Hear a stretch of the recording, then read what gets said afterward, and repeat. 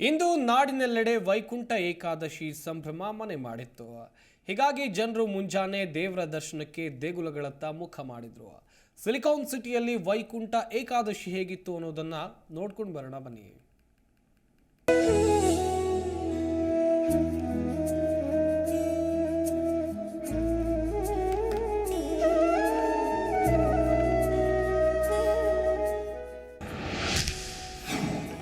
ವೈಕುಂಠ ಏಕಾದಶಿ ವೆಂಕಟೇಶ್ವರ ದರ್ಶನಕ್ಕೆ ಭಕ್ತರ ದಂಡು. ಎಲ್ಲೆಲ್ಲೂ ಗೋವಿಂದ ಗೋವಿಂದ ಭಕ್ತರ ನಾಮ ಸ್ಮರಣೆ. ವಯಾಲಿಕಾವಲ್ ಟಿಟಿಡಿ ದೇವಸ್ಥಾನದಲ್ಲಿ ಸಹಸ್ರಾರು ಭಕ್ತರು.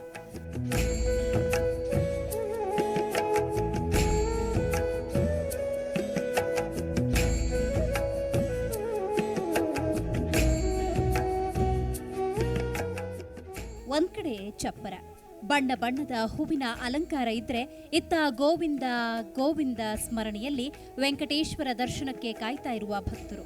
ಇಂದು ರಾಜ್ಯದೆಲ್ಲೆಡೆ ವೈಕುಂಠ ಏಕಾದಶಿಯ ಸಂಭ್ರಮ. ಭಗವಾನ್ ವಿಷ್ಣುವಿನ ದರ್ಶನ ಮಾಡೋದಕ್ಕೆ ಬೆಳಗಿನ ಜಾವದಿಂದಲೇ ದೇವಸ್ಥಾನಗಳ ಮುಂದೆ ಸರತಿ ಸಾಲಿನಲ್ಲಿ ನಿಂತಿದ್ರು.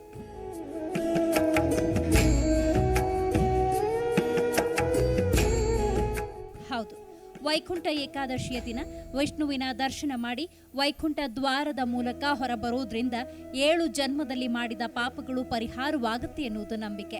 ಮಲ್ಲೇಶ್ವರಂನ ವಯಾಲಿಕಾವಲ್ನಲ್ಲಿರುವ ಟಿಟಿಡಿ ದೇವಸ್ಥಾನಕ್ಕೆ ಮಧ್ಯರಾತ್ರಿ 12:30ರಿಂದ ವಿಶೇಷ ಪೂಜೆ ಸಲ್ಲಿಸಿ ದರ್ಶನಕ್ಕೆ ವ್ಯವಸ್ಥೆಯನ್ನ ಮಾಡಲಾಗಿತ್ತು.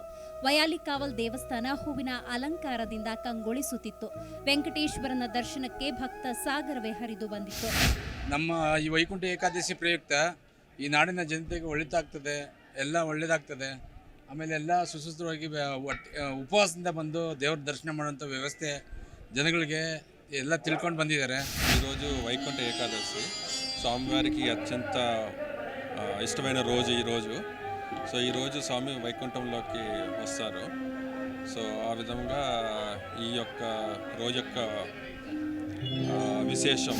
ವೆಂಕಟೇಶ್ವರನಿಗೆ ಬೆಳಗ್ಗೆಯಿಂದಲೇ ಪಂಚಾಭಿಷೇಕ, ಪುಷ್ಪಾಭಿಷೇಕ ಮಾಡಿ ನಂತರ ವಿಶೇಷ ಅಲಂಕಾರ ಮಾಡಿ ಭಕ್ತಾದಿಗಳಿಗೆ ದೇವರ ದರ್ಶನಕ್ಕೆ ಅವಕಾಶ ಮಾಡಿಕೊಡಲಾಗಿತ್ತು.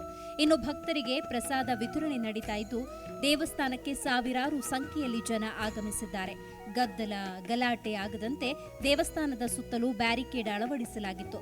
ಇನ್ನು ಕೋವಿಡ್ ಹೆಚ್ಚುತ್ತಾ ಇರುವ ಹಿನ್ನೆಲೆಯಲ್ಲಿ ಮಾಸ್ಕ್ ಹಾಕಿಕೊಂಡು ಭಕ್ತಾದಿಗಳು ದೇವಸ್ಥಾನಕ್ಕೆ ಬರ್ತಾ ಇದ್ರು.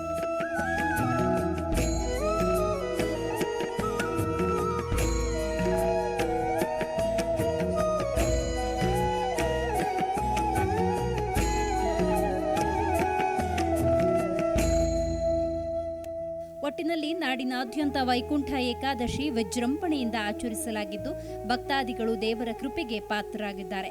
ಕ್ಯಾಮರಾ ಪರ್ಸನ್ ವೆಂಕಟೇಶ್ ಜೊತೆ ಭವ್ಯ, ಜಿ ಕನ್ನಡ ನ್ಯೂಸ್.